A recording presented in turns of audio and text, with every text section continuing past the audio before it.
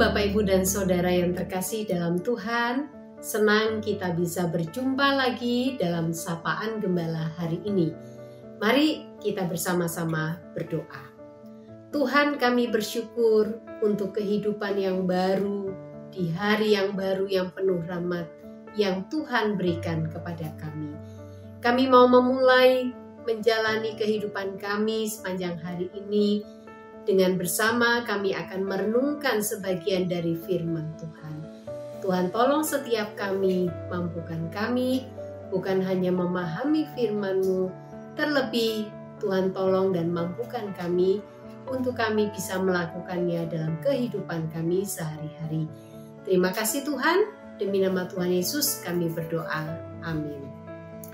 Bapak, Ibu, dan Saudara yang terkasih dalam Tuhan, jika hari ini kita mendengar berita, bahkan mungkin kita membaca berita, maka banyak sekali isu atau masalah perselingkuhan yang terjadi.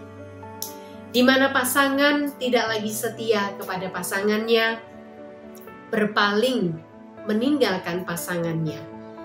Relasi yang dulu terjalin dengan begitu harmonis, penuh cinta kasih, kini menjadi rusak. Saudara-saudara, jika kita mau juga merefleksikan ini dalam relasi kita, antara kita dengan Tuhan. Saudara, bagaimana hubungan atau relasi kita dengan Tuhan saat ini? Mungkinkah relasi kita hanya relasi status tanpa ada hubungan yang benar-benar terjalin indah dengan Tuhan? Mungkinkah sebenarnya kita sedang, bahkan mungkin sudah berpaling dari Tuhan? Bapak, Ibu, dan Saudara, bacaan firman Tuhan yang melandasi perenungan kita hari ini dari 1 Yohanes 2 ayat 15 hingga ayat yang ke-17. Janganlah mengasihi dunia dan apa yang ada di dalamnya.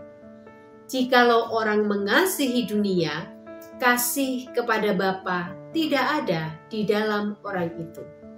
Sebab semua yang ada di dalam dunia, yaitu keinginan daging, keinginan mata, dan keangkuhan hidup, tidak berasal dari Bapa, melainkan dari dunia.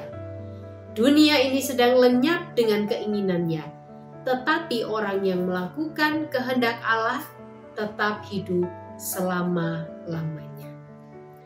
Janganlah mengasihi dunia dan apa yang ada di dalamnya.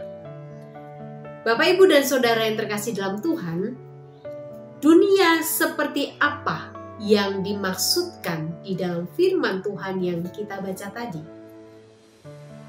Sedangkan kalau kita mengingat dalam Yohanes 3 ayat 16, di sana dikatakan, karena begitu besar kasih Allah akan dunia ini, sehingga ia mengaruniakan putranya yang tunggal.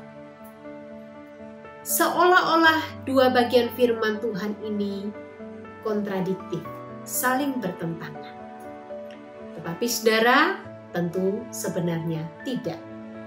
Dunia yang dimaksudkan di dalam Yohanes 3 ayat 16 adalah ciptaan yang ada di dalam dunia, terkhusus manusia yang berdosa. Tetapi dunia yang dimaksudkan dalam 1 Yohanes 2 ayat 15 adalah sisi gelap dari dunia ini, di mana si jahat mengambil peran di dalamnya, membawa manusia jatuh dalam dosa. Apa yang disebutkan? Dunia seperti apa yang perlu kita waspadai dan yang perlu kita hindari? Jangan sampai kita jatuh, apalagi mencintainya. Yang pertama, di sana disebutkan keinginan daging.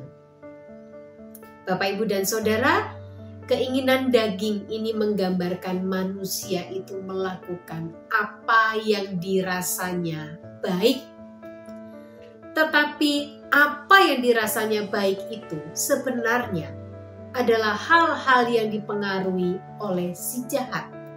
Seolah-olah kita melihat semua itu baik menurut kita. Tetapi sebenarnya itu bertentangan dengan apa yang Tuhan kehendaki. Hawa nafsu akan kenyamanan, hasrat yang sangat kuat untuk memiliki semua kemewahan dunia ini. Hal-hal yang berkaitan dengan keserakahan dan kemewahan dunia ini, itulah keinginan daging. Yang berikutnya adalah keinginan mata. Nah, keinginan mata. Bapak Ibu, tidak usah jauh-jauh.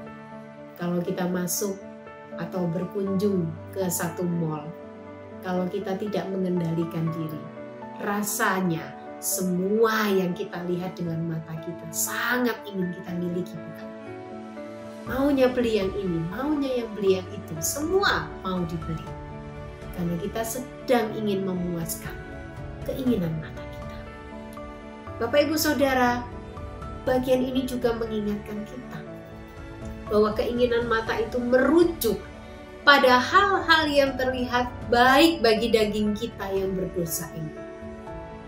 Gemerlap dunia ini, mengejar semua daya tarik dunia, bekerja pagi siang malam mengejar harta, tapi kita mengabaikan relasi kita dengan Tuhan.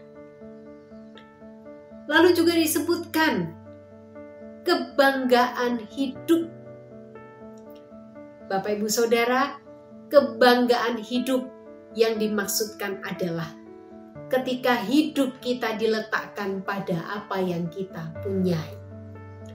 Jabatan, harta benda, prestasi, sehingga membuat orang yang melihat kita memuji, memberikan hormat, bahkan tunduk kepada kita. Dan kita merasa puas dan bangga. Kesombongan hidup membuat kita mengagungkan diri kita dan melupakan Tuhan. Bapak, Ibu, dan Saudara, itulah mengapa sebabnya firman Tuhan mengingatkan kepada kita semua, janganlah mengasihi dunia dan apa yang ada di dalamnya. Sebab ketika saya dan Bapak Ibu Saudara jatuh cinta kepada apa yang gelap dalam dunia ini, maka pastilah kita akan berpaling dan meninggalkan Tuhan. Bapak, Ibu, dan Saudara yang terkasih dalam Tuhan, jika kita ingin mencintai Tuhan, maka kita harus setia kepadanya. Kita tak boleh mencintai dunia dan apa yang ada di dunia ini.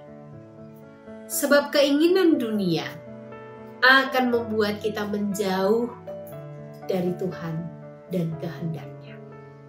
Sebaliknya, orang-orang yang melakukan kehendak Allah, itulah orang-orang yang setia kepada Allah dan yang diperkenankannya. Tuhan memampukan kita untuk bisa melakukan kebenaran firman Tuhan hari ini. Tuhan Yesus memberkati. Mari kita berdoa. Tuhan, terima kasih Engkau mengingatkan kami kembali ketika kami memutuskan untuk mengasihi Engkau dalam hidup kami.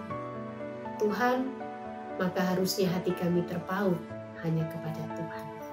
Kami bersyukur Tuhan memberikan dunia ini. Kami bersyukur Tuhan memberikan ciptaan yang luar biasa. Kami bersyukur Tuhan memelihara hidup kami. Tapi kami harus menyadari bahwa hati kami hanya untuk Tuhan dan milik Tuhan. Terima kasih Tuhan untuk kebenaran firman-Mu. Demi nama Tuhan Yesus, kami berdoa dan kami mengucap syukur.